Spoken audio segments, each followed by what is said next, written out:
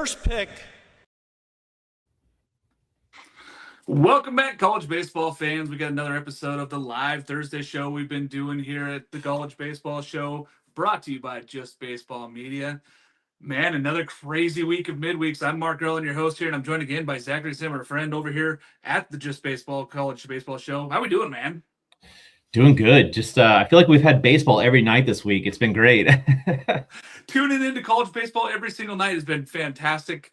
It really feels good when we're getting ready to get back into some conference play. I mean, ACC starts this week. There's some Big Ten teams that start this week also. So really looking forward to a lot of these matchups. Not every ACC team plays this week because some of them sit out for a week during the finals and all that. And there is a built-in bye week for those teams. But everybody else, those teams that do have that built-in bye week are starting this week. And Big Ten does start this week because they do have a built-in bye week during their schedule. So really excited to get into these things here, though. But let's start with the news. West Virginia Myers, big pitching prospect, the only All-American on their team, has been dismissed from the team. Not a lot we want to share necessarily other than the fact that this is a fact. He's been dismissed from the team. They seem to be moving on without him. Any word on what you think about that? I mean, that's kind of a strange deal. Yeah, it's a really strange deal. I mean, a lot of obviously rumors out there, and you know, the university immediately released something and just said, "Hey, he's been released." And yeah, it's a shitty situation all around. I mean, he's such a great talent. Even if you are a knucklehead, I mean, you're such a great talent. You got to kind of keep it together. So that's a big blow though for West Virginia, who, you know, they've had their ups and downs, but they've had a strong team the last couple of years, and he's been a big part of that. Yeah, it's you know, it's hard to replace a guy that throws 100 miles an hour and was projected to be one of your weekend starters for you. He was a little bit behind getting into it, and just a few weeks behind. He started going. He only threw in one game, really, not big appearances, and it was getting ready maybe to make some moves here going into Big 12 season. He's gone now. So West Virginia's going to have to go another direction, pivot from there. They seem to be fine with it. Coach Saban said, "Hey, we got the guys in our locker room we want. This is what we're going to move forward with." Didn't divulge into much more other than that. And we don't want to speculate on the rumors. Tough to see Myers go. But again, West Virginia is going to continue forward without him. Another player that we found out is injured and is going to miss the rest of the season. Reese Moore, big power hitter and big player there. Catcher for South Carolina, is done for the season. This is a big blow to a South Carolina team that's already had three season-ending injuries on the arm side. Now they lose maybe their best position guy, like outside Scooby. That's a tough one, man. Yeah, that team has just been snake bit. I mean, whenever they lost the pitcher right before the season started, and then it just like went downhill from there, I was just like, gosh, they can't buy a break at this point. Yeah, it's tough. And then, you know, we projected them lower in the SEC, and now they just continue to drop because they're losing some of their best players and talent. Now they've battled. They won a game last weekend against South Carolina or against Clemson. We said, hey, that might be a tough turning point. I don't know. The arms looked good for them. They seem to go out there and compete. This team's not going to give up. Maneri and Co, they're not going to give up. They're going to go out there and battle, but really tough to see them lose their starting catcher for the rest of the season. Some good news on the medical side. Tyler Bell, medically cleared to play. He may not play a whole lot this weekend, as this is an off weekend still for SEC, so Kentucky doesn't necessarily need him. But really good news if you're a Kentucky Wildcat fan that you're going to get your star shortstop back in a top 5 possible draft pick. Yeah, that's huge news. I mean, he's a superstar talent. I remember watching him last year as a freshman and just being like, man, this guy plays well above his year. And I was excited to see his bat as it continues to go on. But yeah, I'm glad he's getting back on, and I'm sure they'll take him slow, not let him play too much. And because, like you said, SEC starts next weekend, and then you got 10 weeks of grind. So yeah, maybe just a few at bats. They talked about him coming in and pinch hitting, possibly pinch running, which I wouldn't see them using him as a pinch runner, honestly. Like, if they're going to use him, it should be as a hitter to come in. Yeah. But just to get his feet wet and get ready for SEC play. But he's such a competitor. I don't think there's any worry there. They're just going to put him in when he is healthy next week. Medically cleared, though, is the big key there, saying that he's healthy and ready to go. Mingione mentioned that he might just get a couple at bats, which is good. Another good news on the injury front, Aidan King, who went down with cramps last week, and it was scary because it's arm cramps. You never know what that really means because that could be a lot of different things. He is slated to pitch for Saturday for the Gators. Big news for them there. Yeah, it'll be interesting to see how long they let him go, if they want to ease him back in. I mean, if it was truly cramps, it's something you get over immediately. But, man, I hate the image of when you see a guy throw a pitch and immediately look down to his arm. You're just like, oh, no, that's not what you want to see. So, And then someone put in the chat, Cider Cannon lost for about 8 weeks. 8 weeks for Duke. That's tough. I mean, he's a big time bat that they brought in to the lineup. So yeah, it's just been a lot of injuries this year. Another one that we don't want to speculate on, but it sounds like it's mostly precaution. Aidan Knack of Clemson is not going to pitch this weekend. Again, sounds mostly like it's precaution, but not slated to pitch this weekend. So just keeping an eye on these kind of things. I mean, Aiden King went out last week and we didn't want to project anything. A lot of outlets were thinking that he was going to be out. We didn't say anything. Of course, it was just the actual cramps and you get worried. Same thing for Knack. It sounds like it's most likely just a precaution for him. So moving forward, we'll keep everybody on the news on that one there because Clemson would be in a tough spot without a Friday night starter, considering they've been pitching and defensive team so far. Yeah. I think the hitting will come around, but if you lose your Friday night ace that's been there for 3 years, that would be a tough one. Yeah, for sure. I mean, I look back at what Texas went through last year, and they lost their Friday night guy in Spencer, and they were able to keep it running for a while, but at some point it's gonna break and the train wheels are gonna fall off. It puts so much stress because you've built him up. You know, he's the Friday night guy for a reason, right? And so you built him up, you built the staff around that, and it's hard to come back from that. Yeah, and you know what does it? The biggest thing that we talk about is it makes now all of a sudden your arms 10, 11, and 12 are getting meaningful innings on weekends. Yeah. And in an ACC conference, that's tough when those guys have to go on Sundays for you. So you really have to look at that overall. But yeah, sounds like it's just precautionary, but we'll see some new arms this weekend. So that's a good thing. Hopefully we see some really good talent there from Clemson going out this weekend. Again, non-conference for them this week. So that's why they're full precaution with him. Let's talk about LSU. I mean, people are freaking out. Yes, the offense has been inconsistent. We know what they don't have pitching-wise, and they're still trying to find these guys. You know, last year you could say, hey, they had all this pitching, but it was 5 guys by the end of the season that were dominating and getting the bulk of those innings. Outside of that, it was kind of some question marks, and they still have those question marks, and they got to go 12 deep when you play 5 games in a week now. Just talk a little bit about just their question marks. I don't think that people should be smashing the panic button like they are in Baton Rouge, but it is cause for concern if you're looking out there going, man, we're getting beat up by some teams that maybe are not top 100 teams. Yeah, my thing is, you know, last year they always had a guy step up, and they were always able to just kind of have that magic moment. You know, Jared Jones hitting one over the center field wall to walk it off. But they just always had the box magic. And this year, even though they've got Milam, they've got Curiel, their lineup feels very jilted. It feels like it's really hot or really cold. I mean, I watched both of the games, and against Northeastern, you saw them get back into the game and start coming back, and you're like, all right, it's one of those things that LSU on the midweek, don't worry about it. They're going to hit a walk-off. Comeback, yeah. But it felt like they ran into a wall and they couldn't. And I think that's the biggest thing is, you know, when you bring this many transfers and when you have that much turnover, because they did lose a lot of talent as well. You know, how does that transpire over the course of a season? Now, it's obviously, like you said, super early. I'm not pressing the panic button yet, but if it gets later in the season, they're still not able to come back in games like that, that could be an issue for sure. Yeah. And, you know, overall, you go, hey, this was maybe an aberration for midweeks. And midweeks are weird anyway. You know, this team is still just getting itself set for SEC play.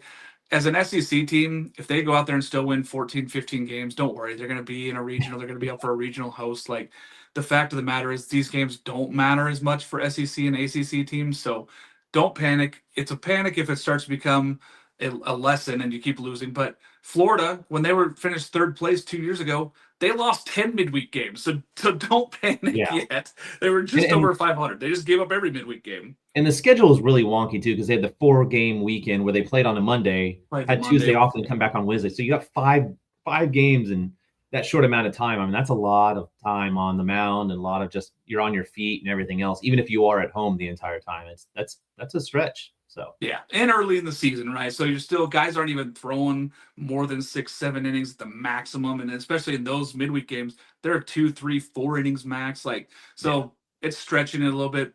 Don't panic. I think that they're fine. I think we all agree that that's going to be fine. They did lose 13-10 on Monday, and then Wednesday night they lost 7-2 to Louisiana.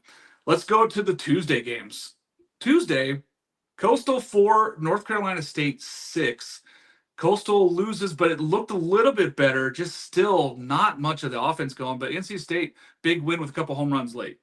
Yeah, you really like the NC State bats. I think they're just they're an underrated group. I don't think the pitching is strong this year as it was last year, but as Coastal continues to struggle, and again, that's that effect of you lose your Friday night guy and everyone gets shoved up a day or 2 days because they're missing Hayden Johnson as well. Hayden Johnson, their Saturday guy, and too. that's really tough. And so those midweeks become kind of question marks.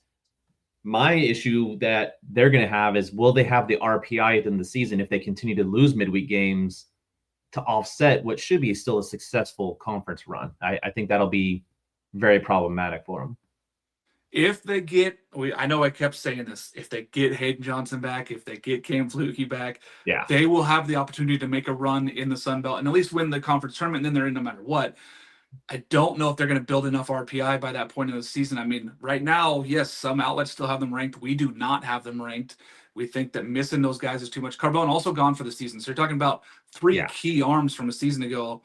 Hayden Johnson maybe couldn't be called last year, but he was coming in this year. We had him as a Saturday guy and one of those guys that could be fringe All-Americans. That's too much to lose on the pitching side. And the fact of the matter is the hitting's been sub 250 average. Like, that's not going to do it when they need to catch up. Now, their schedule, again, we've talked about, they don't play Troy, they don't play Southern Miss. It's easier, but it's not easy. The Sun Belt's been really good. Other teams like Arkansas State have been challenging. There's a lot of talent in that conference, so it's not going to be just them rolling through it. And they get ECU this weekend. That's no easy matchup. I mean, they get them at home, but ECU showed what they could do against North Carolina as a top 10 team. Yeah, I mean, they're going to have to face Norby on the weekend on Friday, and then piece it together. So even though ECU's been struggling, I feel like this is a really big weekend for them to kind of prove, hey, as a team at home, we can kind of put things together. I want to see them commit less errors. I just feel like from last year to this year, their defense has really suffered. And they're feeling the pressure, but still, that's something they can't allow to. They don't have the margin right there because of the lack of pitching. Yeah, and I think that weekend series is both those teams have to prove me. Somebody's going to have to come out and show us that they can play baseball and be one of those teams that's going to be there at the end of the season. Again, Coastal missing a lot, and ECU's just kind of been stumbling so far, but I think that they're a team that can really compete, and I really believe in them, as we'll get into our picks on Saturday morning when we do the Saturday morning live show. Let's talk about Oregon State and Oregon. A team that dropped out of a lot of polls, stayed in some polls. They did drop out of our poll, sitting there right at 26 in our poll. Oregon State wins this one at Oregon 10-6. Now it's midweek arms, but Oregon State looked the better part from the get-go. Oregon scores in the first, but after that, it was all Oregon State until some late runs there for Oregon.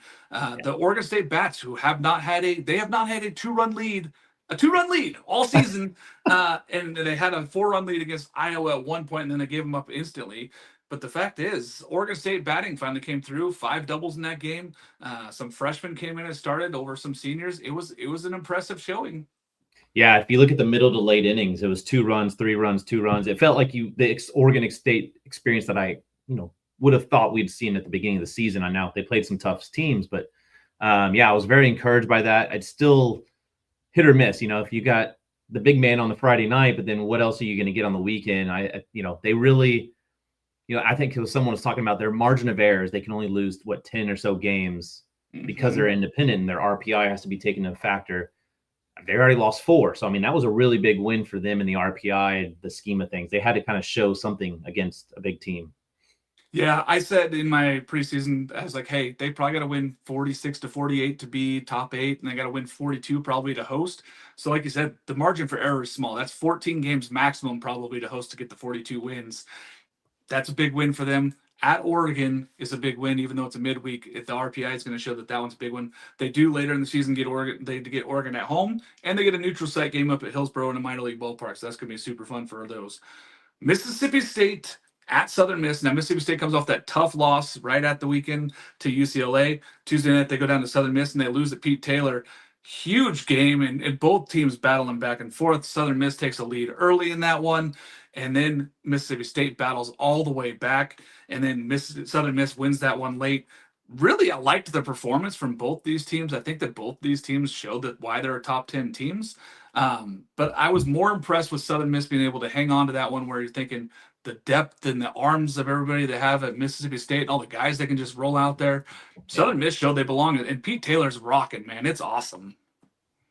Yeah, that was an awesome game. It was an awesome place to be. That was just must watch TV, and it was a lot of fun. You You kind of felt like something would have come along those lines, though, with UCLA and Mississippi State having been in that big game on Sunday. Yeah. That's a quick turnaround to go face a really tough team like Southern Miss. But yeah, that's just good baseball right there. That was a lot of fun to watch.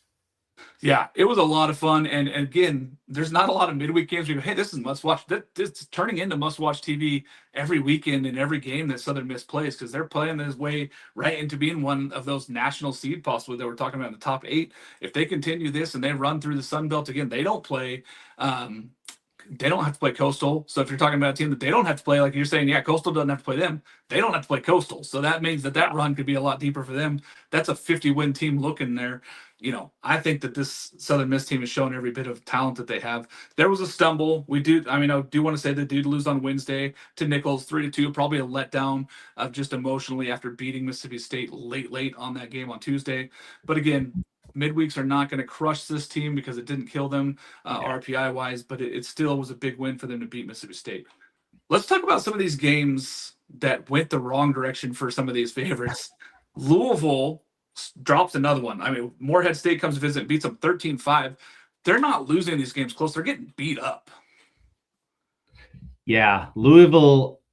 I didn't want to press the button too early, but I've officially pressed this is a problem. I mean, this team they're struggling and something's going on. It's one thing not to have Zion Rose and guys like that, but to struggle this badly, pitching, hitting, everything in between, it's rough right now for Louisville.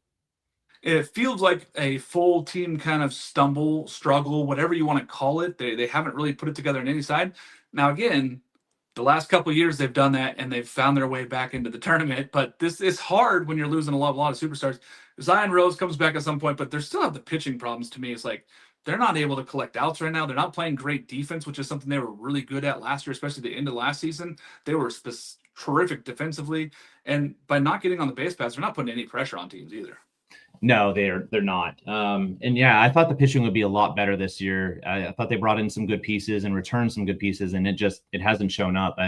Maybe they turned it around, but right now, looking at ACC play, that's a scary sight for them for that schedule. So, yeah, and if the Arms don't turn it around, it's going to be a tough ACC schedule for them. They're going to have to win 15, 16 games possibly to get into the tournament. I mean, that's kind of where the cutoff line was last year, was 15 games. I think that there was 2 teams that got in with 14 wins, but man, there's not a huge margin like it is in the SEC where you can get down to 13 and still be considered as one of those top teams.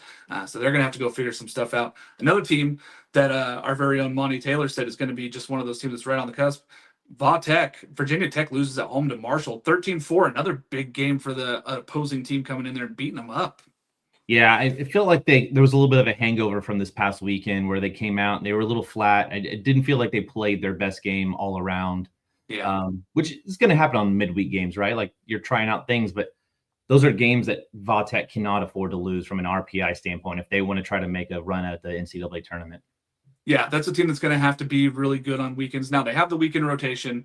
Again, we've seen what happens after they get past that weekend rotation, though. It's not as strong. The bullpen arms were really the question, and they didn't look great last weekend. And I think that's the big thing you got to look at if you're Virginia Tech. You got to extend those starters and kind of limit who you're going to be on rotational or those bullpen pieces on the weekend, because it's going to have to be better. Central Arkansas, 5, at Vandy, 4. I can't figure it out. I mean, we've looked at Vanderbilt forever and say, hey, they need to hit home runs. They need to do those things to kind of be the next powerhouse team. They got to the 1 seed last year without doing that. This year they're hitting home runs, but they're losing ball games. Yeah. I can't figure this Vanderbilt tean out because early on they were hitting all the bombs. They were just on an offensive tear. And then they've lost they beat Troy on Wednesday. Yeah. But before that, it was four losses in a row. And none of those games were, by 1 run. It was all kind of ugly losses. And the pitching staff isn't what I think a lot of people thought they might be. And the bats have certainly come back down to earth, and they are struggling right now for sure. It feels like home run or nothing for this Vanderbilt team right now. And that's not a great spot to be in because they're not taking great at bats. They're not getting walks. They're not getting on base and making those things hurt. After getting swept over the weekend, you're going, okay, they're going to come back, maybe take a couple midweeks and boost themselves up here with 5 games before SEC play. That was not the case. It didn't look very good there against Central Arkansas. They did win Wednesday against Troy, but again, we've talked about Troy's struggle on the pitching side right now, and that's kind of why Vanderbilt took advantage of it. But it wasn't, again, that one wasn't just crazy either, but they did beat them up pretty good. Fullerton and UCLA. UCLA was being no hit for 7 innings in this one. Fullerton 3, yeah. UCLA 4. UCLA does pull it off in extra innings. The fact that they were being no hit, though, I mean, that probably was more of anything just coming back home after being on the road and having 3 really emotionally high games. But good for UCLA to go get the win. Crazy that they were no hit in that lineup for 7 innings, though. Yeah, I kept seeing posts about it. I'm like, wait, they're getting no hit for real? And then, tuning in, I watched the end of that game. It's just single over the middle. They just kept kind of putting the things together piece after piece, and we're able to pull it off. So, that's what good teams do, even when they're struggling, is they find a way, right? So find a way to win. That's the key. And Savage has been one of those coaches for a long time. He's like, I'll get after the guys. We'll correct some stuff. But if we win, we still win a ball game. It only goes down that way. Nobody else sees anything else other than the win. And now they've gone out and done it. And I mean, hey, they're a good team. They've shown why they're the number 1 team in the country. They're showing why they're number 1 in our poll. Big win for them. UTSA 7 at Texas A&M Corpus Christi 5. That one was Corpus Christi's ball game to win. Yeah. UTSA storms back late in that one. A good win for UTSA. They really couldn't go down and lose that one. That would have hurt their RPI too much, I think. No, it would definitely hurt them. But yeah, Texas A&M Corpus should have won that game. They had everything in place, and the second baseman bobbled the ball, and it just kind of continued to let the game run. And whenever that happens, I mean, you just feel the momentum just go, and it's right in UTSA's corner. And at that point, it felt a little inevitable. So you can't let good teams have extra outs. You just can't do it. Yeah. And you don't have to be perfect, but giving extra outs like that at that point really just kills you. I mean, same thing in our next one, Jacksonville State 5 and Alabama 6. Brady Neal hits that late home run there. Alabama has struggled on both sides of the ball, and Jacksonville State had an error that kind of kept them in that baseball game, and Alabama took advantage of the 2-run home run.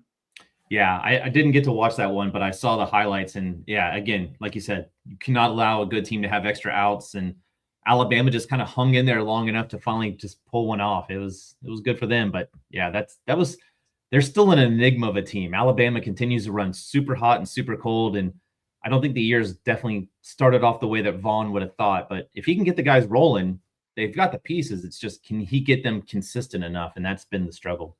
It sounds like everybody's going to be healthy by the start of SEC play. That's their goal, is what it sounds like, and that's fine. Like we said, they were down to their 4th, 5th, and 6th outfielders, which is hard. It's hard for any D1 program, and especially when you're talking about 3 of your best players there. And again, Justin LeBron's been really good for them. Brady Neal's been really good for them behind the dish. They have the pieces. Tyler Fay is going to be good for them on Fridays. I'm not as concerned as I was 2 weeks ago. They looked good this last weekend. They did drop one. But I think that this Alabama team's turning in the right direction. I think they're getting healthy at the right time. Arizona loses at home to Grand Canyon after a weekend where I go, okay, maybe they're back. They lost the game to Oregon, but they beat Irvine and they beat Vanderbilt. I'm like, okay, maybe they figured some stuff out. Losing this one at home. I mean, Grand Canyon is a good team, but they're not one of those top echelon teams this year. This is not the best Grand Canyon team I've ever seen. No, they don't have Stank anymore, and they definitely are not the same team that they were a couple years past, where they were, beating Arizona would be like, oh yeah, that's a really good game. It just feels like Arizona's it's kind of a lost season. They've thrown all the youngsters out there to try to get them some experience, and I'm not saying they've mailed it in, because as you said, they had a really good weekend, but they just ran out of steam and didn't have anything out there. Yeah, if I have to point, I mean, Smith Bailey's been so good for them. So he's been good. Owen Kremkowski, not so much, but Smith Bailey has been really, really good for them. And I think that maybe he can just be that turning point for these guys and keep going out there. I don't think they're going to switch him to the Friday night role, but it wouldn't surprise me with how well he's been pitching if they did make that switch. But Arizona's got to figure something out. They got to get hitting. That's what it comes down to. It's not all pitching. They got to find some hits. They got to go out there and score some more runs. They got to find some extra base hits, because the slugging is way down for this team right now, and the strikeouts are way up from where they were a season ago. Yeah. UC Irvine 4 at USC. They're playing at Rob Dado Field, the new Rob Dado Field. Listen, they're undefeated still. USC remains undefeated. The only other team with Texas, unbelievable. This USC team just keeps finding ways to win. This is a very good UC Irvine team. Yeah. And they go and beat them at home, setting themselves up for the weekend. I mean, we talked about that midweeks don't matter. It felt like that one mattered. Yeah, it definitely did, because you saw New Mexico go down as one of the last 3 unbeaten, and then UCLA or USC, sorry, was able to pull it out. There was some doubt. I was like, okay, is this the game where they finally kind of run out of pitching and run out of hitting? But the pitching just continued to put up zeros late in the game and gave their offense a chance. That's what you can ask for. So yeah, they gave Irvine those runs early, and then they shut it down. I really thought that, hey, this is the one where they're done. They don't have the arm depth. That's it. They showed up, and guys that hadn't pitched a ton of innings this year go out there and go and compete. And I love what they're doing. Again, we know that Stank went from GCU to USC. We thought a couple of years ago when they won the 17 games in the Pac-12, I thought that was their turning point. This feels now they got their home field back. They're able to play games at a true home ballpark. I really like the direction they're going, and this is just another one of those wins that's going to be marquee for them. Yeah, best start for USC since I think 2001. So yeah, taking it back to the early 2000s. Is that Mark good. Pryor 2001? Like that's a long time ago. Oh, I love it. Jacksonville 6, Florida State 7. They hung on. Now, Florida State did crush Mercer in the next game on Wednesday. 13 of that was in one inning. That was pretty weird. 4 hit by pitches, 51 pitches, like lots of walks and stuff. But a good win for Florida State to go back-to-back wins. They kind of needed something to kind of boost that. They've been really good this year, and they are my national champion pick, but we haven't seen it really be explosive yet. And then the 22 runs was like, that's not explosive. People looked at box score and like, oh, that's what they needed. I'm like, it really wasn't. No, they were taking advantage of some bad Mercer play. That was what they used 4 or 5 pitchers during that single inning. It was that 4 was pitches, merciless. 51 pitches, 4 hit by pitches, like pretty. It was ugly, but Florida State. I guess they're one of the teams I have expected a little bit more from this season. I thought they had, like you said, they have all the pieces there. It doesn't feel like they've kind of exploded yet. It doesn't feel like they've really taken off. So kind of still waiting for that big kind of shining moment from them. Yeah, and like guys have been good. Carnes has been okay, pretty good. Miles Bailey been okay, pretty good. Like Braden Dowd, they just haven't really all meshed yet. And I think that they will. I will say I feel like the bullpen and the arms for Florida State are going to be healthy this weekend finally. So they're getting Beardback's going to go full roll on there on Saturday. I think that overall they're going the right direction, and I think that they love what they have in the bullpen arms. And now that they're going to be able to limit those down to 8, 9, 10 guys, I think they're going to feel a lot better about what they have before they go into ACC play. So I like the direction they're going. No worries there. Big win for Western Carolina, beating Georgia at Georgia. I thought once that Georgia started coming back in this game that it was good. Then just massive production from Western Carolina in this game. I was shocked. I was like, wow, we're seeing something special here in Athens. Yeah, that was a crazy comeback. It felt like, okay, Georgia gets ahead, game over, turn off the lights. And it just, Western Carolina, they just continue to chip away and get guys on base. And I was like, what is going on right now? This doesn't feel like because last year, if you think about where Georgia was good, their starting pitching was terrible. Yeah. Terrible in quotes, but their back end was really, really good. And this year it feels a little bit the opposite. It feels like they've got the starting, maybe they don't have the back end guys. So it's a little weird, switcheroo from Georgia, but yeah, that loss definitely hurts a little bit for Georgia. Yeah, I just go, it felt weird for them to blow that one, but at the same time, they threw a lot of innings this weekend, and they had some guys, and they're still down Kenny Ishikawa, who is day-to-day and seems to be heading the right direction for SEC play, which would be a big deal for them to get their two-way start back. Again, that's another arm, so you're down to like 11, 12, 13 arms in that Georgia bullpen. Now, there's a bunch of dudes. They should be really, really good, but I think that where they're heading on weekends in SEC play, they're going to be just fine. For sure. So some games going on right now. We're just going to talk about it. Mississippi State's up 7-3 on Lipscomb. Texas State is up 12-7 on Washington State. Cincinnati is beating UC San Diego 7-5. Mizzou is up 5-4 on UIC. Mizzou, I just want to say something. Kirk Jackson in Missouri, this team has stepped up. They got a lot of senior leadership. They got a lot of old arms, but they're competing the crap out of baseball games right now. Yeah, they really are. It was funny. I think it was Saturday at down in Houston, and Kendall Rogers turned to me and goes, "Hey, Missouri, like, look at what they're doing." I was like, I can't. I don't know what's going on up in Columbia, but they're winning games, which they haven't in the past. So, I mean, they still have SEC play to go, but still, they look 100 times better than they did last year, where, they were rolling Brody out there as a freshman. Is like, this is this guy's not ready to be a weekend arm. And, having their Friday night guy back, I think gives them that confidence for the rotation to say, okay, yeah, we can compete. We can do this. So. Yeah, feels like a healthy team. The lineup seems to be rolling. We didn't know what kind of production they were going to get because those guys they brought back didn't necessarily have a ton of production from a season ago. Yeah. But they're producing right now. They're out there competing, and I love it. I think what Kirk Jackson's done is just given them a ton of confidence heading into SEC play. I don't know if it'll translate. I'm not saying that Mizzou is going to jump up there and be a top 10 SEC team, but I am excited to see them go in that direction. Oklahoma and Santa Clara tied 1-1 in the sixth there. And then Utah Tech is up 7-5 on Austin Peay. Big for Utah Tech. And earlier in the day, Kansas won, Michigan won, and Cal Baptist beat BYU. So that's all the games that are going right now on Thursday. So any of those tickle your fancy there, Zach? The Santa Clara Oklahoma one is, I think, an interesting one to watch. They had to move that series up because of weather. A couple of teams did, Mississippi State as well. Oklahoma, I watched their game against DBU, which they scratched out a 2-0 win late. It kind of feels like Oklahoma's scuffling a little bit. They're not operating at full speed. So it'll be an interesting weekend against Santa Clara, who's a kind of a sneaky team, to see what they can do. And they're, like you said, they're tied 1-1 right now in the top of the sixth. But be interesting to follow how their lineup, because coming into the season, I had a lot of questions about their pitching staff, but not their lineup. And they really haven't been hitting like I thought they would recently. So. Yeah, the way they started off hitting wise, that was my shock. I said, okay, I think that they're okay pitching wise. I think they have some dudes, but the hitting has just kind of slowed down a little bit. And I'm wondering if that's kind of going to be the trend for them as they just got off to a really hot start. Santa Clara, very good team, well coached, pitching and defense a lot. Last year they didn't hit much. This year it's been kind of the same for that Santa Clara team. They haven't really got the extra base hits that they've been needing. One of the worst in slugging percentage in college baseball, but they always compete, and the Broncos are tough. So seeing that one is a good one. One midweek that you didn't mention that I would have been a big loss is TCU pulling it out over ACU and walking it off. I mean, if they had lost that game, they'd be 7-6 on the season. And that was the team I personally picked to be in Omaha. And granted, injuries, but still, that was a bit of a shocker that they're kind of still scraping by week to week. Yeah, Brady Dallimore. First career home run, walk-off. I made a big post about it, and I thought it was pretty cool to, huge core memory for that young man.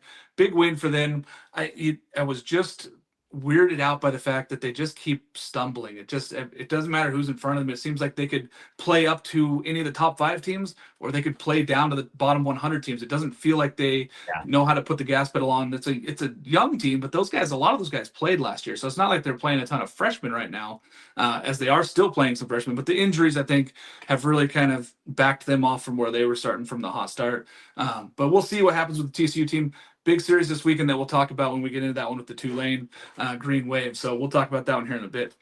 Got a fun ad read for you guys here. If you guys have not heard of Visual Edge, check them out here. In college baseball, development is everything. You're facing better arms every single weekend, more velocity, sharper breaking balls, smaller margins for error in general. And at this level, the difference between starting and sitting can come down to a handful of swing decisions. That's where Visual Edge comes in. Visual Edge is an online vision and cognitive training platform built specifically for baseball players. You start with something called the Edge Test, which measures your pitch tracking, depth perception, reaction time, and visual processing speed. And it shows you exactly how you stack up against other college baseball players. Then it builds a personalized training plan around your weaknesses that you have personally. And that's the best part of it. It only takes about 15 minutes to do every single day. You can do this right from your dorm room, apartment building, summer ball housing, or anywhere you need. All you need is a laptop or tablet. Anything bigger than a phone really works. This training has been used by trusted players such as Aaron Judge, Nico Horner, Tommy Edman, Key Brian Hayes, and just a lot of other MLB guys. Seeing the ball earlier changes everything. Right now, all of our listeners can use this code CBSHOW. You get the first month free 3D glasses, free shipping, and you can cancel anytime. So go to visualedge.com/signup. Use CBSHOW, that's visual with a Z. 15 minutes a day, train your eyes, train your brain, train your edge. All right, let's get into some of these weekend series, Zach. I'm excited for them. Virginia at UNC jumps off the page if you're looking at weekend series. It's the headliner, right? Like, that's a big series, not just because they're, ACC teams and they're close by, they've been longtime rivals, but where they're both at as programs with, Pollard and taking over, and then what UNC's doing. I mean, top 10 team. And yeah, it's a huge weekend in Chapel Hill for baseball. The offense for UNC last weekend was probably not talked about a lot because of just who they played, but they had 4 straight run rules last week. So the offense seems to be clicking, and that was the part where, like, okay, what are they actually going to be? We're going to see them against the Virginia team. Now, the Virginia pitching hasn't been up to snuff, but UNC pitching has been. This has been elite UNC pitching. We just didn't know what we're going to get from the offense. They seem to be rolling, Zach. Yeah, this seems like a very complete team. Again, you want to see them get through this weekend and a couple of others, but this is a team that if they continue to put the path forward that they are, I mean, yeah, they're going to be an Omaha contender. Absolutely. Because we already knew that they had the pitching that was going to be top end. And like you said, the hitting has really come a long ways. Yeah. And, that was a team last year. I picked UNC to get there. And then they lost to Arizona. This team feels different, but almost more competitive. Like they feel like they have a little bit more swagger than that team did last year. Team last year, very good. But at this point last year, they were busy trying to lose to Stanford in that opening series and struggling.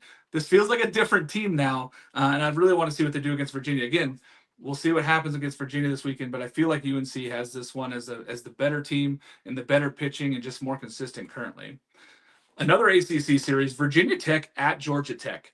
This is kind of a big series for both of these squads. Like Georgia Tech has been really, really good in some looks and then not so great, like against the Georgia Southerns and some of those other teams in that state. Virginia Tech needs to go out and find a weekend win. Renfro is a tremendous Friday arm, but they got to get him some help. He needs some help. Yeah, he's a really good arm. I want to see the same competitiveness that we saw this past weekend in Arlington, where early on they were in every single game, and right there, it's the back end. The bullpen has really got to step up, and it's not just the run production; it's the back of the bullpen that is going to have to come through. And I mean, Georgia Tech can hit the ball all over the park, and so it's a huge test for them this weekend in their pitching, because it's not like, hey, we face some best of the best in Arlington, and now we get to take a weekend off. No, I mean you've got a hard ACC matchup right out of the gates. Georgia Tech as a team is hitting over 400. Like that's ridiculous. Ryan Zuckerman transferring from Pitt. I said, hey, this guy's gonna be a superstar. He's shown up as a 7-er. He hit 3 home runs in one game this weekend. Like they have dudes all up and down this lineup. They're on pace for nearly 200 doubles. They're on pace for over 120 home runs. Like this is gonna be a real test for Virginia Tech. If Renfro can shut down this lineup for 5, 6, 7 innings, it gives them an opportunity to win Friday night. Outside of that, I think that this Georgia Tech lineup might be too powerful for what Virginia Tech has, as far as the bullpen especially.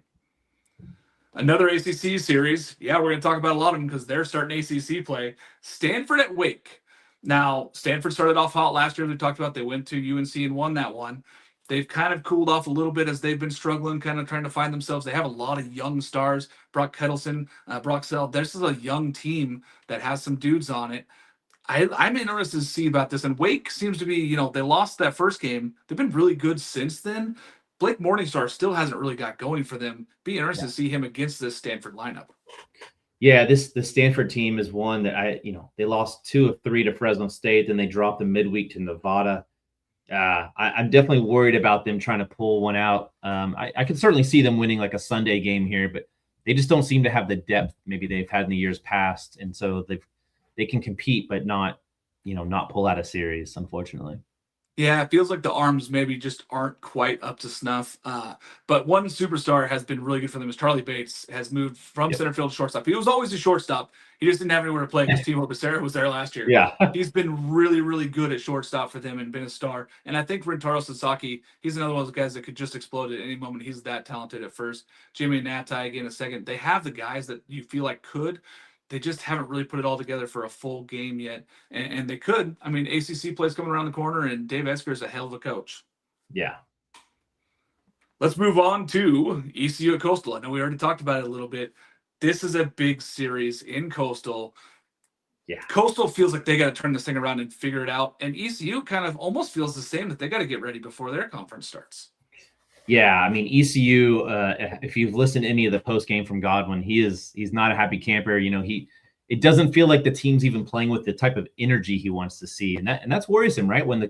If you're not playing hard, that's a problem. Like if you're not winning, that's one thing. Like little things can be overcome. It's baseball, it's tough. But when you're not playing with the energy and the type of attitude that Godwin definitely demands of you, that's concerning for them. And they've got a good opportunity, I think, this weekend. Like Norby can go out and shove on Friday. If they can take game one, well, all you have to do is split one of the other two games. But yeah, it feels like it is a tall task, though, because the team just has underperformed quite a bit this year.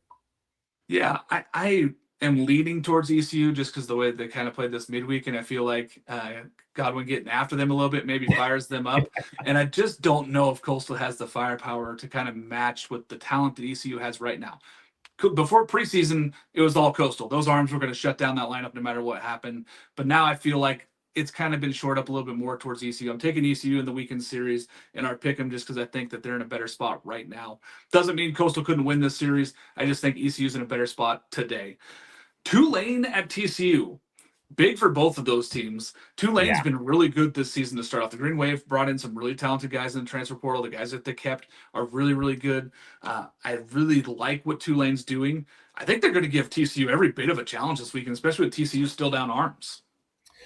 Yeah, TCU is still, like you mentioned earlier, they've still got some injury problems, and they've played very hot and cold, and the talent's all there, right? I think they just have to put it in place. But TCU plays a hard-nosed ball, and it feels like it's one of those ones that, yeah, they could steal a series, and everyone will look, oh, wow, that's really surprising. But if you've watched Tulane over the years, you'd be like, no, that's not surprising. That's kind of Tulane ball right there. Yeah, Coach Jay Ullman, he's got these guys going in the right direction. He has for the last 3 years. I mean, they've been competitive. They've won the conference 2 of the last 3 years. This team is going to go down there and give TCU every single bit that they've gotten. It might be more than TCU can handle. I think that this is kind of a tell me week for TCU. Can they battle with what they have left, playing a really good team, and they're playing at home, so they need to go out there and perform. Yeah, if they get some guys back health-wise and they get healthy here later in the Big 12 season, awesome. But they've got to start winning more of these games. Like you said, they're 7-6 or 8-6. Like they're really struggling right now to go find themselves. They need this one. Yeah, absolutely. UCLA at Ohio State. I highlighted this one just because of the fact that we're opening up Big Ten play. And the schedule for UCLA is a little soft to start, but Ohio State has played some good baseball, but they've also played some bad baseball. They have some stars up there. It'll be interesting to see UCLA traveling this far to go play that one. Do you think that matters moving up north for them, or do you think that this UCLA team just overmatches Ohio State? I think they're going to be way overmatched. I obviously got to see Ohio State in person this past weekend, and I really like the top of the lineup for Ohio State. I think they've got some really good kids there, and I think that Justin Hare is going to get them in the right direction. But it's going to take a couple more years of transfers and bringing in his type of guys, and they just don't have the pitching, especially once you get past their starters. I mean, their bullpen is really, really thin, and with a team like UCLA hitting as well they have, the only thing that's going to really stop them, if unless there's some snowstorm or something crazy up in Columbus. So yeah.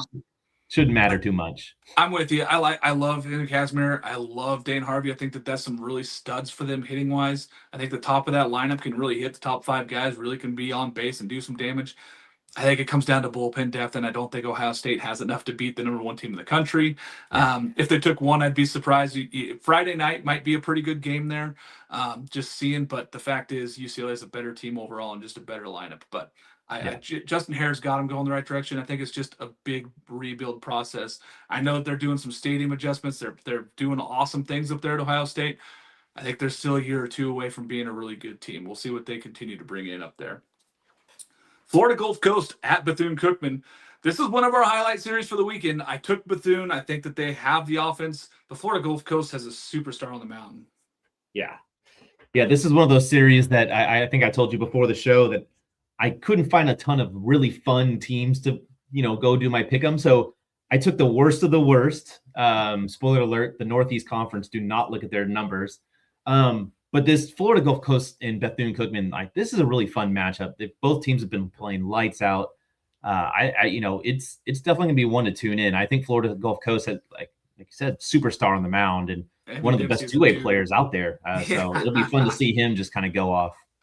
It'll be interesting. I think that Friday night matchup is must-see baseball. Bethune gave Florida State every bit that they had. Now, they just didn't have it offensively, but it's a good team offensively typically. Florida State's bullpen just was really good in that game.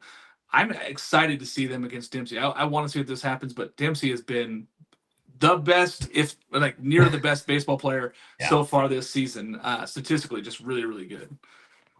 North Alabama at Southern Miss. I highlight this one because it starts Sun Belt play for Southern Miss Golden Eagles. They've already played 2 games this week. They played a huge set last weekend. This is important for them to get off on the right foot. A 3-0 start would be massive for the Golden Eagles, right? Yeah, with the soft schedule that they have in the Sun Belt, Fun Belt, like they're going to have to start hot, and they're going to have to basically win all their series. Not sweep, but they're going to have to win every single one just to keep that RPI high. Because if they do falter at any point, they're going to need that margin. Because traditionally, their Sun Belt's not going to be a 3-team race, right? And so they're going to need all the wins they can stack up. Yeah, even last year where Troy won every single weekend series, they did not get in to the regional tournament. They just didn't get in. So Yeah. 2 teams max, usually the team that wins the conference tournament, and then the next best finishing team typically have an opportunity to get in. I think that they just got to go out and win. I mean, as long as they win the regular season title, I think that they're going to be in. They're probably going to be a host, even if they don't win the conference tournament. But this is a big one to go out there and start for them. Speaking of Troy, they host Maryland. Maryland, don't look now. They're hitting the ball. They're doing the things that Maryland used to do a few years ago. They're back. Coach Swope has this team hitting. They got some really young stars. Ty Canis has been really, really good for them. I'm excited. I'm excited to see Maryland go down to Troy. I kind of want to see how this team rakes down there. Yeah, ever since that series against Louisiana, which as we saw last night or the other night against LSU, like Louisiana's got some guys. Maryland's just been on a tear offensively, and it feels like they're heading in the right direction. And they can really, like, if they can get through Troy, they got West Virginia, which is an interesting match at midweek, and then they get Purdue, and then they get number 1 UCLA. So if they can build some momentum, that could be a really fun series against the Bruins, who have obviously been played really well. So speaking of Purdue, I'm going to jump to that one really fast. Oregon plays at Purdue. Coach Waz returns after being the head coach at Purdue. Yeah. This is a big series for Oregon after the drop to Oregon State. Like, it doesn't hurt them as much, but if they go out there and lose a game here this weekend to Purdue, you're going to feel differently about them. I think the starting pitching shows up, and I think that this Purdue team is going to have to find themselves because they've been not great. They've played in games. They just haven't really got over that hump. Yeah, the Purdue one's weird. They've had some ugly losses to Portland, to Rice, but they also beat Baylor. They beat Oregon State, and they were right there. Most people forget they were right there with Southern Miss. They lost by 1. Yeah. So they've been right there. It's just, can they put the rest of it together? Yeah, they feel like a team that could, like, you could look at them and say, hey, they're 9-4 right now versus where they're at. They're a good team. I think that Oregon's better, though. But this is a telling thing for Oregon. They seem to struggle on the road for getting 3 wins on the road. They had a really hard time of that last year, even beating teams that were near the bottom of the Big Ten. They're going to have to go do that this year if they want to be a regional host again. USC Upstate at Texas. Texas still undefeated, but USC Upstate has traditionally been a very, very good baseball team. And they're tough, especially on the road. They seem to go beat people on the road. Yeah, it's interesting. I've been reading up on them, and two crazy things stand out about the series. One, first time that USC Upstate has ever been west of the Mississippi. That's crazy. That's crazy. Like, how have you never played west of the Mississippi? But the other crazy, this will be their 9th game in a row on the road. Like, they've been road warriors early, and they've played South Carolina, which they got beat up on. They played Georgia, which they got beat up on. So, they don't have the Amp Phillips of the world. So I don't think they have the pitching. I think Texas is just going to be too deep there. But it's a fun series to come see the Spartans in Austin. They've been a team, like last year, they made it to a regional. So it'll be really interesting. The one kind of thing that sticks out, though, is if you look 1 weekend ahead for them, it's High Point. And USC Upstate and High Point, that basically is going to decide who wins the Big South. So how much effort maybe do they want to put in? And it's supposed to be rainy, and they might have to move the schedule around this weekend. So it's going to be interesting in Austin to see what transpires. Yeah, I mean, they're going to play a top 5 team, first time west of the Mississippi. So like you're saying, like, I feel like this is not there. And kudos to them and hat tip, man. They've gone out and they've played some really good teams this year. Yeah. They always seem to go do that. They seem to go play teams. They tend to sneak one out every single year against somebody, and they haven't yet, which gave me a little bit of cause for concern going down to Texas, with Texas still being undefeated. But I'm with you. I think the Texas sweeps this one. The only thing that could be a factor to me is if that weather comes through and they have to kind of mix up the pitching staff for Texas. If something gets weird and they got to like rain delay a game, that can throw you off. But I think Texas is too good at this point in the season, and they're just going to dominate that one. Louisiana at DBU. We talked about this off air. This Louisiana team beat LSU, and now they're going to go down to DBU, who seems to be struggling with the pitching side. Like, this is not the Dan Hefner team of old where they're just going to go out and dominate every single game.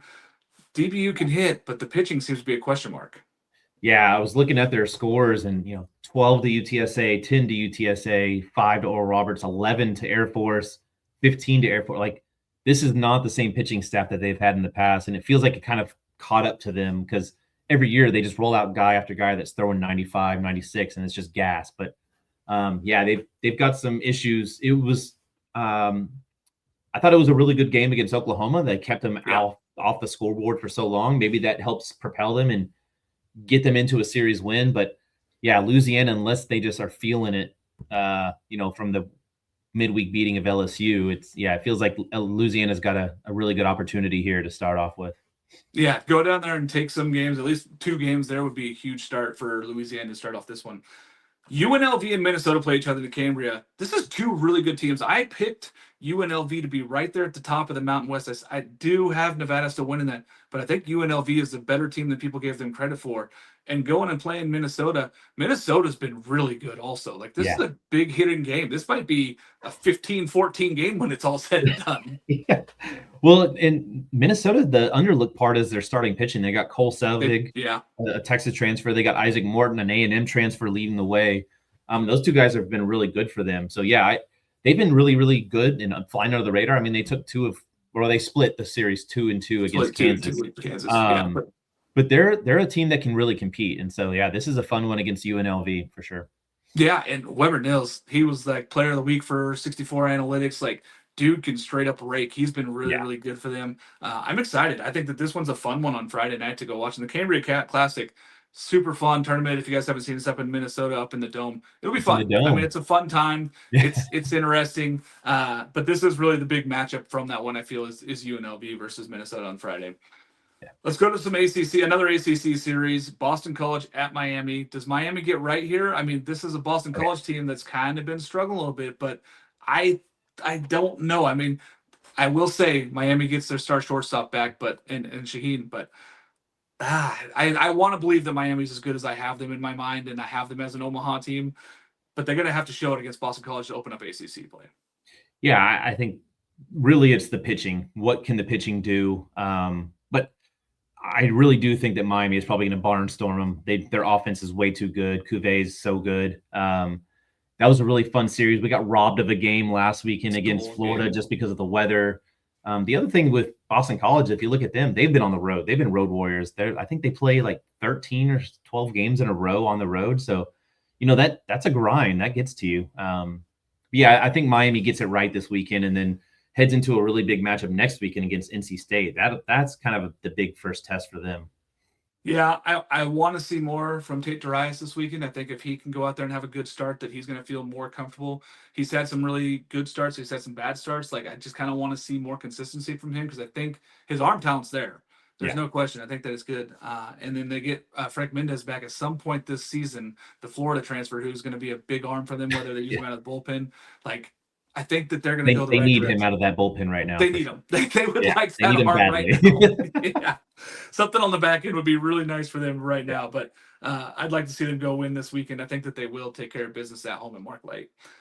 Xavier at Oregon State. Xavier team has been really struggling. They're still down injuries. They don't have their starting center field. Like, they have so many injuries right now. And Oregon State seems to have found themselves offensively. But this feels like a series. If you're Oregon State fans and you want to be a top 16 seed, kind of have to sweep this weekend at Goss, your home opener. Yeah, they, Xavier's played a hell of an opening season so far. What they played: East Carolina, Louisville, Arkansas, 3 at Cal State Fullerton. It's like, man, who have y'all not played? I don't know that they have enough to take the series against Oregon State because they are playing 4 games. Yeah, but I could definitely see him taking at least 1 game of this, maybe 2, and trying to split that one because Oregon State has not been good on the back end of their weekend. So if Xavier can take advantage of that and just kind of outlast them, then that'll. But you said they have had injury problems, which has been a big issue. Yeah, it'll be interesting. It's going to be cold and wet up here in Oregon. It'll be interesting to see how that series goes. I think that Oregon State is feeling themselves a little bit after that win at Oregon. Yeah. I'd like to see the offense continue to roll. I'd like to see some guys like Jacob Craig get healthy and be right mentally and be able to go out there and hit a little bit. He's been struggling this year, but he's a guy that can be a difference maker. And then they've got, just so much talent all over the place. You'd figure sooner or later the offense is going to find itself. Does it continue from what it did against Oregon? We'll have to see this weekend. Big series, though, for them, home opener. San Diego at Cal. Cal has surprised people, not me. I picked them to be very good this year. I said that that's going to be a very good team.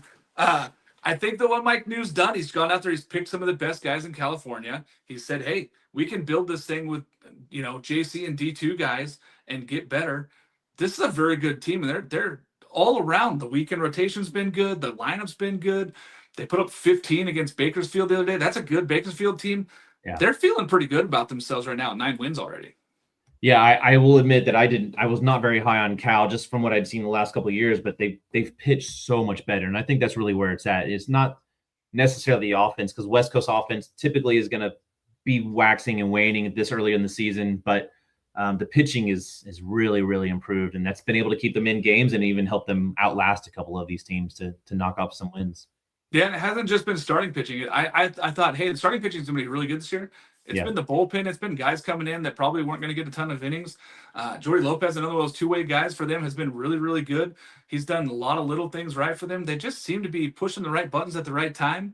And I love what Mike New's done with this team. I think that they just seem to be heading the right direction. Brett Wallace, their hitting coach, has got them believing in themselves and driving the ball at the ballpark. Like, this feels like a different Cal team. It feels like a team that believes in themselves, and going in here and playing at home against San Diego would be a good test for them this weekend. Yeah, absolutely. It is a 4-game series. So I do think that's going to be the new stretch, right? Like, can they exist over 4 games? But San Diego's tough. So that'll be a really fun one to watch throughout the weekend. Yeah, 5 games total for Cal this week. That's a lot. And same for San Diego, but it's a lot, it feels like, for Cal with the pitching wise, that they've been really good in the 4-game weeks. But we'll see. I'm excited for it. Yeah. Cal Poly at Hawaii, the last series we'll talk about. I always bring up Hawaii series, as everybody knows. Will and I love Hawaii. We talk so much about them. But they've been playing good baseball. Last weekend, they dropped a game, but they had a .25 ERA. Like, unbelievable what Keith Zuniga's done out there for pitching-wise. This is a team that's been in the top 15 ERA the last 2 seasons. I think they continue, but they open Big West play against a very good Cal Poly team. Be huge for Hawaii to go out there and get the weekend series. Yeah, I mean, you talk about the magic at the Les. It feels like every single time I turn on their game, they're winning in a walk-off fashion. I think I've seen 2 or 3 this season alone.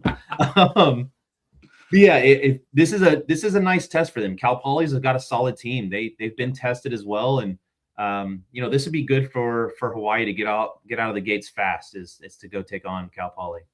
Yeah, I want to see more from the offense. I did pick Hawaii to win the Big West this year, but this is a great opening series for them to test, right? And we know what UCSB's been. They've been really, really good, so they're going to be a competitive team. But this Cal Poly team was another one that a lot of people picked with tremendous pedigree and good team. I think that this goes towards Hawaii. It's also hard for a team to travel out there and play well. It is, yeah. But I mean, Hawaii's got to start off on the right foot here, and I think getting 2 or 3 you'd love. If you get 2, though, you feel pretty good about yourself playing a really good opponent there. Yeah, absolutely.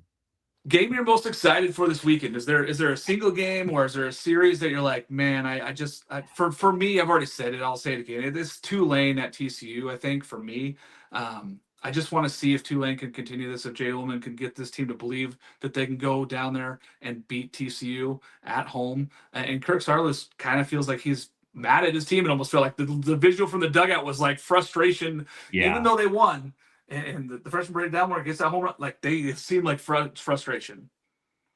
Yeah. I'm going to go with a completely different opposite way for my favorite watching this weekend. It's 0-9 Lemoyne Dolphins versus the Hornets of Delaware State, who are 0-11. I was doing a little research on the Northeast Conference. Obviously, I had way too much time on my hands this week. And 7 of the 12 teams in the Northeast Conference are winless. Yeah. I mean, their combined record is like 7-92. And so they have 2 different series this weekend that are winless team against winless team, and a third that is winless versus 1-10. But yeah, so Lemoyne Dolphin is in Delaware State, the Hornets. I'm all in. I'm all in on the Dolphins with their 15 ERA. They commit half of the errors, 14 to 28 against Delaware State. So let's go Dolphins.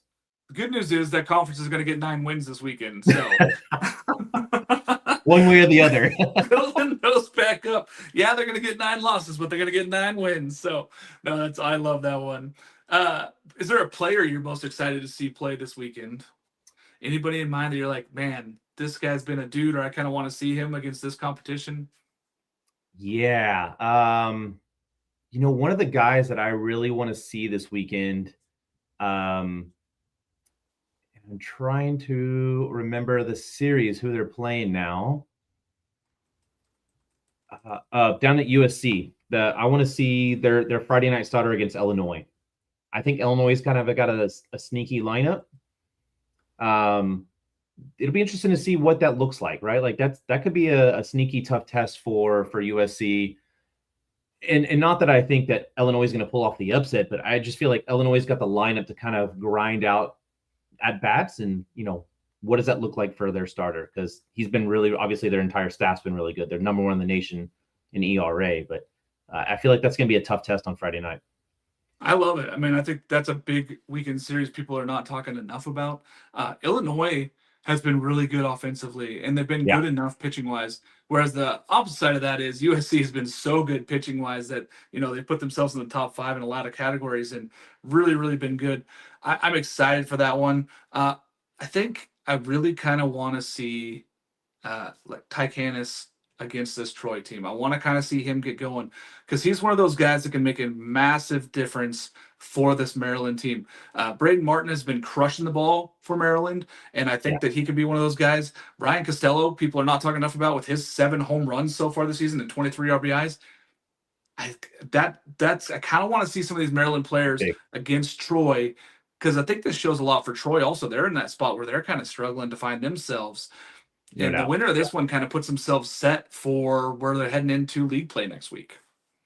Yeah, Troy's in a big spot. I mean, if they can pull out a couple of wins, that would be massive for their program right now, just in terms of where they're at. And they have let down, folks from their scheduling wise so far. And but yeah, weekend series win would be huge for them. Yeah, I think either one of these teams, if they get the weekend series, they're feeling really good about themselves, putting themselves in that double-digit win category. If you're Maryland, if you go get 2, they're going to feel really good about themselves heading into Big Ten play. Probably better than a lot of people had them at. But Swope's done a really good job of getting this team set with a lot of young talent. I think a lot of people thought that this was going to be a full rebuild year with all the talent they lost in the portal and to graduation and all the other things. They look good. I mean, he's reloaded. It feels like a really good team. Who's got the chance to be... If they win this weekend, they really feel better about themselves and they're winning the weekend. Is there a team that you look at and go, man, if they can do something? For me, Virginia, if their pitching can show up and they can go to UNC and win the series somehow, they would be the biggest winner of the whole weekend, putting themselves in a position to be successful going through the rest of ACC. Yeah, that's a really good one. I think the other one is probably Coastal. If they can take 2 or 3 from East Carolina, you feel like things kind of start riding the ship a little bit and like, hey, like we've played some really tough teams. Let's settle down. Let's kind of lock in and see what they can do. But yeah, I think East Carolina and that Coastal Carolina, if Coastal can come out with a series win, that'd be big for them. Be a big one for them. I like it. Who's got an opportunity to kind of put themselves in a bad spot with a loss? If they lose, maybe they're that team that you're like, ooh, I don't feel as confident about this team as I did all season so far. Yeah, they were one of my Omaha favorites to make it as TCU. Like if they drop the series to Tulane, they will end up with a losing record. Well, yeah, they'd be one game over 500. Yeah, but that'd put them in a pretty tough spot to start, conference play up next weekend, and just trying to dig out of that hole from an RPI standpoint at the end of the season is going to be tough either way. To me, after the win against Oregon, I think it's Oregon State, right? Like if they lose 2 against Xavier, who's a good team. Xavier, no issues there, but they're missing a lot right now. They have a lot of injuries. They're not healthy. They're not the team they were at the end of last year at the Big East. If they go down there and beat Oregon State, I think Oregon State turns around and looks at themselves going, man, we got to find something. We got to make some changes. They feel like they made those changes winning at Oregon on Tuesday. but now they got to prove it over the weekend. 4-game set. I think that they have to take at least 3. 4 makes them feel really good about this week. 3 is like, okay, we're still going the right direction. But if they happen to lose 2 games, I think that they start looking around and trying to figure out what's going on in Corvallis. Yeah. All right. Any final thoughts that you have going into this weekend? This weekend doesn't have the big matchups, the big flashy rankings like we got the last weekend and even the weekend before that. But I think overall, there's a lot of really under the radar matchups that are kind of going to help teams figure out where they stand in the world, right? Like we talked about the Tulanes and the TCUs and the Coastal Carolinas, but there's a lot of teams, Georgia Tech, if they were to lose to Vatech right now, where do they kind of sit? They've kind of been coasting. And so I think it's just overall, it's a really solid weekend of baseball. Just looking around, there's a lot of teams surprisingly playing 4 games this weekend. Yeah. Right before conference play starts, which is always a little crazy to me. But I'm looking forward to another weekend of no injuries as well. No big names need to go down. There's been way too much of that. Can we just stay healthy for a weekend? Can we just come out of this and feel good about the superstars in college baseball? I agree. Lots and lots of great games. Can't wait. Join us live, guys, on the Saturday morning show. We'll be coming to you guys live again, 8 a.m. Pacific time, 11 Eastern time. If you haven't yet, go to visualedge.com/sign up. Use our code CBSHOW. That's Visual Edge with a Z. 15 minutes a day. Train your eyes, train your brain, earn your edge. Thanks for joining us again. For Zachary, Zim, and myself, we appreciate you guys coming on Thursdays. We'll see you again next week.